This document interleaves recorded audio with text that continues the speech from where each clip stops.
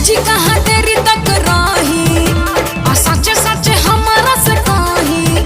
छोही तोर तोहर जानतानी सच बताई एगो तू ही बड़ू रानी हम दिल से कहतानी गलत फहमी बात है कि दूगो रखल बानी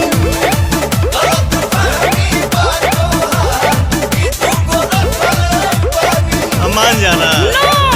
झूठो के कला कइले बड़े रोने के बुझत का कौन गाड़ी चलावत तनी ऐसे कैसे रो रखते देखतानी लड़ा दी फोन उठाओ के खाली कौन इतना का खिसियातानी कबो बीजी या कबो बंद बतावता काहे अरे बैटरी डिस्चार्ज हो गई रहे अच्छा हमरा